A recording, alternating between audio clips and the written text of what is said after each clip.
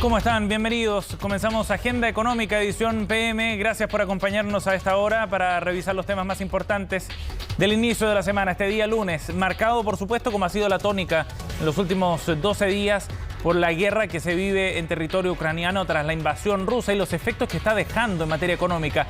No solo el precio del petróleo ha ido al alza, también el de otras materias primas y uno en particular importante para nuestro país, el del cobre. El valor del metal rojo se transó en $4.86 la libra, récord histórico para las transacciones en el mercado a nivel internacional. Incluso los valores futuros ya superan los $5 la libra. ¿Cuáles son las razones detrás de esta alza del principal producto de exportación chileno? Es lo que vemos en la siguiente nota de Belén Vázquez. Los días de bonanza no se detienen para el cobre chileno. El metal rojo nuevamente rompió un récord y alcanzó los $4.867 la libra en la Bolsa de Metales de Londres. Donde la escasez es bastante importante, estos factores adicionales, inesperados, generan una presión mucho mayor y generan mucha volatilidad. Escalada al alza que, aunque buena noticia, no sorprende dado el camino que viene recorriendo hace varios meses. Un panorama que también se repite en los contratos futuros, donde incluso sobrepasó los $5. Las razones están ligadas mayormente a los efectos que genera la guerra entre Rusia y Ucrania, que han convertido al cobre en un activo de refugio y han impulsado a esta y otras materias primas. O sea, en la medida que todo esto está ligado a un conflicto bastante serio en Europa, por supuesto que es uno no se puede quedar solo con una parte de los movimientos de los precios de materias primas. Pero más allá de que los motivos que estén elevando el precio no sean los esperados, el récord del cobre supone inevitablemente una buena noticia para el fisco chileno, pues aumenta considerablemente la recaudación. El último informe de finanzas públicas correspondiente al cuarto trimestre del año 2021 corrigió al alza los ingresos por concepto de cobre y minería para el año 2022. Con el metal rojo transándose a $4.10 y un tipo de cambio en 825 pesos, el Estado chileno recibiría cerca de $10.000 millones. ¿Cuánto más podría aumentar si el precio promedio sube? Está en el rango en torno a los 3.000 millones para el 2022 de mantenerse, digamos, en estas cifras el cobre. Y el aporte adicional de cada centavo está en el orden de los 40 a 50 millones de dólares por cada centavo. Por lo tanto, sí, serían montos que estarían en el orden de los 3.000 a 4.000 millones de dólares adicionales. Por ahora, coinciden el gobierno y los expertos, hay que ser cautos. Los motivos que están elevando así el precio son transitorios y podrían revertirse una vez que el conflicto bélico amaine o se acabe. En la medida que se mantuviera tendríamos holguras adicionales, pero creo que tenemos que efectivamente esperar para ver cuánto de esto se mantiene en el mediano plazo. Yo creo que todavía es un escenario volátil. Así las cosas, la nueva administración recibirá un fisco con mayores recursos provenientes del cobre, pero el llamado es a la prudencia y a apegarse a la regla fiscal, algo de lo que el futuro ministro de Hacienda es conocedor. Uno esperaría que la nueva administración, al momento de diseñar las nuevas políticas, que seguramente van a implicar mayor gasto, tomen en cuenta aquellos ingresos estructurales y no más bien los transitorios. Según cifras de Cochilco, en 2021 Chile fue el mayor productor de cobre con 5.623 millones de toneladas, lo que equivale a casi el 27% de la producción mundial. Rusia, en tanto, produjo un 4%, siendo el sexto productor del metal rojo. Bien, vamos a profundizar en lo que está ocurriendo con el mercado del cobre a nivel internacional, en el contexto en el que materias primas en general están subiendo a nivel global debido a la invasión rusa a Ucrania. Vamos a conversar con el profesor académico de la Facultad de Ingeniería de la Universidad Católica, Gustavo Lagos. Gracias por el contacto, Gustavo. ¿Qué tal, Sebastián? Mucho gusto. Bueno, ya dábamos contexto, Gustavo, con la nota anterior respecto a lo que está ocurriendo con este ciclo al alza. ¿Qué factores son fundamentalmente los que están empujando el precio del cobre a nivel internacional? Bueno, yo diría que la principal es la incertidumbre que hay sobre lo que va a pasar con todas las sanciones, ¿no es cierto? Y con Rusia, con la invasión misma. Se supone que la invasión va a seguir, no se ve ningún elemento que nos diga que se va a detener de repente. Por lo tanto, las sanciones siguen adelante y las sanciones tienen la característica de que van profundizándose, no en el texto, sino que en la aplicación.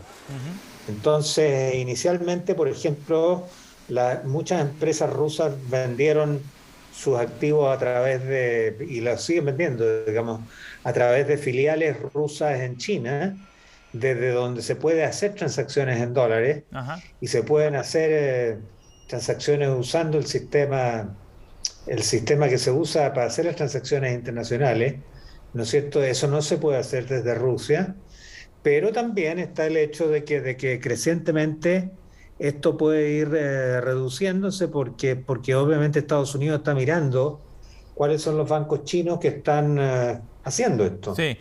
Profesor, en ese sentido, para ser bien claros, el efecto tiene que ver más bien con la incertidumbre que se genera por el escenario, más que por algún problema de disrupción, digamos, en la oferta, como podría ocurrir, por ejemplo, con el petróleo. Lo pregunto fundamentalmente por el rol que tiene Rusia dentro del mercado del cobre. No, es por la incertidumbre global. Ajá. En que los inversionistas optan por comprar commodities, ¿no es cierto? Porque son una buena inversión en el corto plazo y tal vez en el mediano plazo, ¿no es cierto? O sea, los commodities van a seguir subiendo, el cobre va a sobrepasar los $5, casi seguro, digamos, porque las 400.000 toneladas de Rusia, que produce Rusia, bueno, va a ser cada vez más difícil comercializarlas, venderlas. Sí, a lo mejor se las puede vender a China, pero eso no es inmediato. Tiene que usar sus canales que ha estado usando típicamente. Por otra parte, las navieras, ¿no es cierto? Ya hay navieras que no están haciendo despachos desde Rusia ni envíos a Rusia. Y esas navieras van a aumentar en su número, porque también hay controles internacionales que están mirando cuáles son los que no están respetando las sanciones. Entonces, Gustavo, y en ese sentido y en ese contexto, ¿qué es lo que estamos viendo desde el punto de vista de la oferta? Porque veníamos hace largo tiempo con alguna estrechez, digamos, desde el punto de la oferta de cobre que se había hecho más notoria probablemente después de la pandemia. Sí, había estrechez, efectivamente. En los últimos 2 meses, pero en realidad en forma marginal, crecieron los inventarios. Los inventarios se han mantenido estables desde el comienzo de la invasión, pero la invasión ocurrió hace 10 días, o sea, eso no es nada todavía. Hay que mirar cómo van a evolucionar los inventarios, pero no hay que olvidarse que los inversionistas invierten tanto en cobre físico como en instrumentos de cobre futuro, digamos. Ajá. En ese sentido, ¿cuáles son las perspectivas cuando estamos viendo este precio que en los valores futuros ya supera los $5? Usted plantea que se puede superar las perspectivas, digamos, más allá de la incertidumbre que, como decía usted, también no logramos visualizar por cuánto tiempo nos va a acompañar. No se sabe, eso desgraciadamente no se sabe. Digamos, podría ser muchos meses, depende de tantos factores, ¿no? Depende de la estabilidad de Putin, depende en fin, de cómo le vaya al ejército ruso en tomarse las ciudades, depende de la resistencia de los ucranianos, sí. Depende de muchas cosas. Entonces, no se puede decir francamente cuánto va a durar esto, pero va a durar un tiempo, o sea, esto no se va a acabar inmediatamente. Esa es mi impresión. Sí. Gustavo, desde el punto de vista del comportamiento que tienen los precios de los commodities en general, ¿cómo se relaciona el precio del cobre respecto a lo que ocurre con otros? Con el petróleo, por ejemplo. Vemos que el trigo está subiendo mucho también, el aluminio también ha subido de precio. ¿Hay ahí una relación directa? La relación es bastante directa con muchos otros commodities, pero no con el petróleo y el gas natural. Ajá. Porque el petróleo y el gas natural no tienen todavía sanciones. Y no tienen sanciones porque obviamente, digamos, los países de Occidente pusieron sanciones en aquellas cosas en que no les daña a ellos también. Y sabemos que si ponen sanciones respecto al petróleo, el petróleo va a subir a mucho más de los 110 o $115 por barril que está actualmente. Claro. Entonces no están preparados para eso todavía. Además que Putin ha dicho que eso sería como declarar la guerra, ¿cierto? Así que las sanciones, digamos, para la mayor parte de los metales es distinta que para el petróleo y para el gas natural, porque el gas natural sigue fluyendo a Europa. Europa lo necesita, no puede, digamos, hacer todas sus funciones sin ese gas natural, Ujú. y por lo tanto eso es una excepción. Pero en lo que es aluminio, en lo que es cobre, en lo que es hierro, en lo que es oro, en lo que es todos los demás commodities, níquel, ¿no es cierto?, paladio, sí han subido de precio y han subido en forma muy importante, algunos más que otros, Sí. ¿ya? El níquel, por ejemplo, ha subido mucho más que el cobre porque es un mercado más pequeño. Ajá. Entonces, eso afecta, por ejemplo, la fabricación de baterías de litio, Claro. que usan níquel. Eh, y Gustavo. eso está teniendo un efecto. Sí, Sí, ahora adelante. hemos hablado por un lado de la parte de la oferta, el aspecto político también de estas sanciones, pero ¿qué ha pasado con la demanda por otra parte? Se lo pregunto porque un conflicto armado de esta naturaleza, todos los problemas que genera el aumento en el precio del petróleo, puede ir generando también problemas macroeconómicos, digamos, relevantes.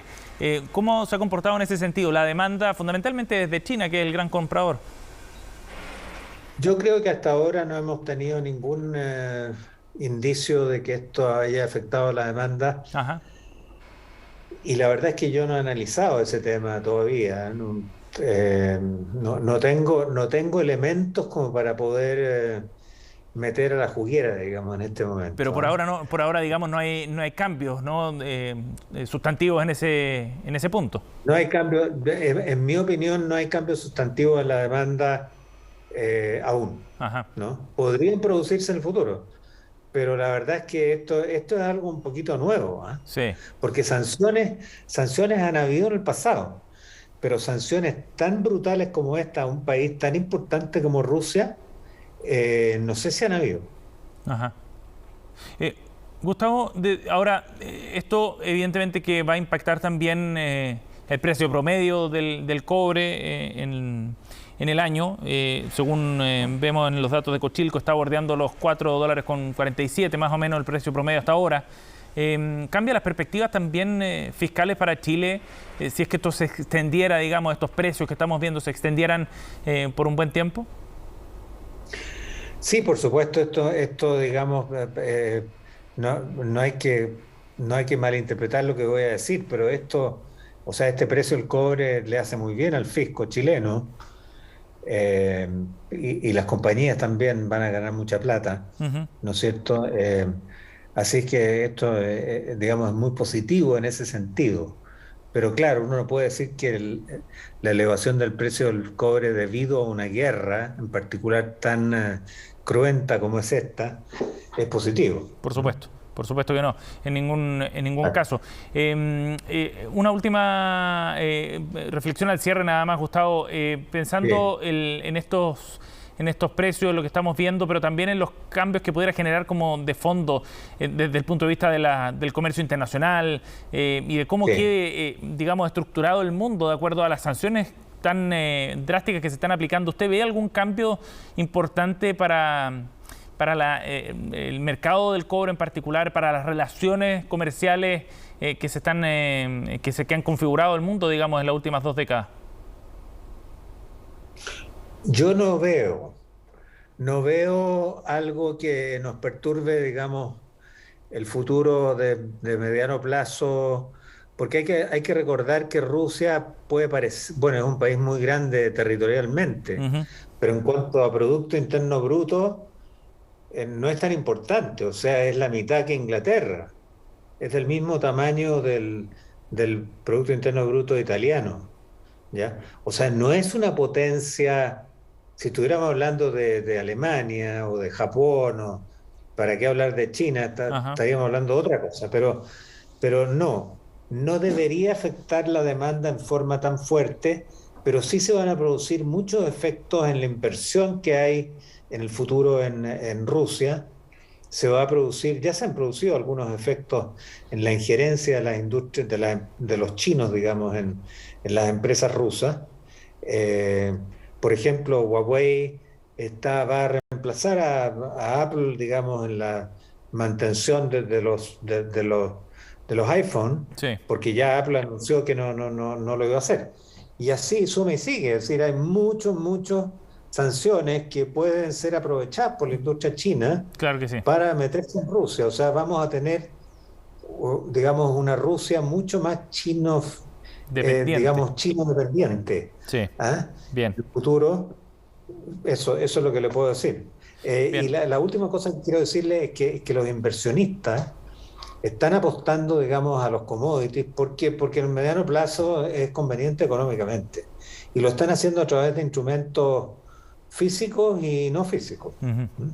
Profesor Lagos, muchas gracias por conversar con nosotros para darle contexto a este precio histórico del cobre en el día de hoy. Que esté muy bien. Mucho gusto, Sebastián. Hasta luego. Bien, nos vamos a ir a una pausa. Volvemos de inmediato con más informaciones acá en Agenda Económica.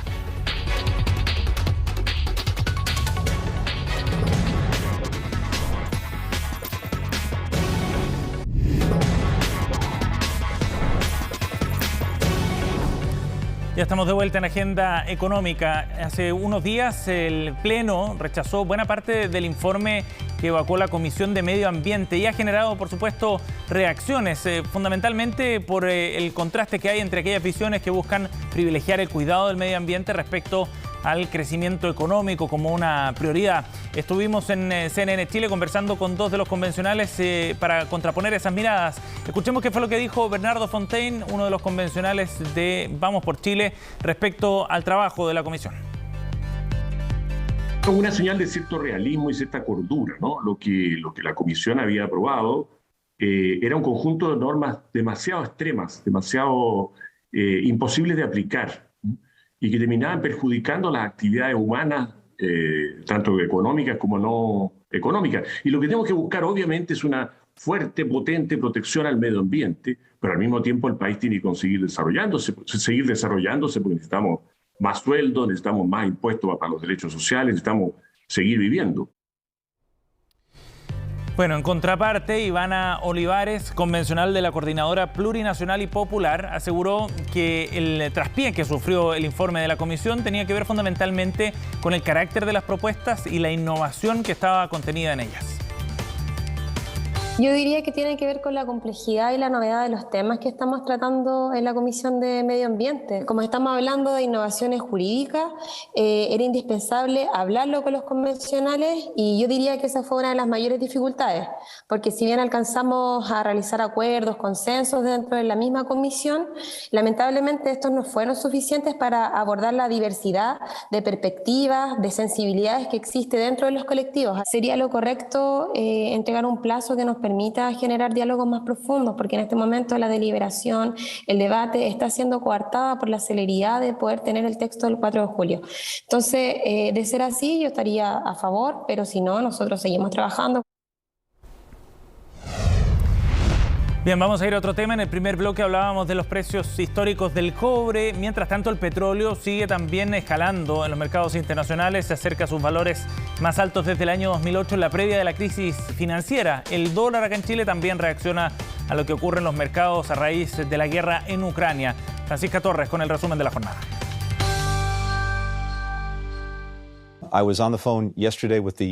Estuve hablando por teléfono ayer con el presidente y otros miembros del gabinete sobre exactamente este tema. Y ahora estamos hablando con nuestros aliados y socios europeos para buscar una forma coordinada de prohibir la importación de petróleo ruso mientras se hace.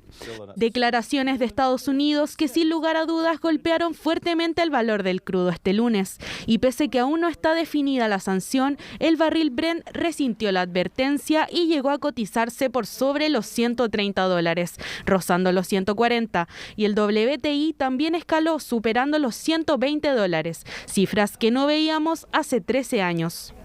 Yo veo una estrechez aún mayor si existe un abandono de las refinerías occidentales en la compra de petróleo crudo desde Rusia, lo que podría significar una pérdida de la oferta mundial.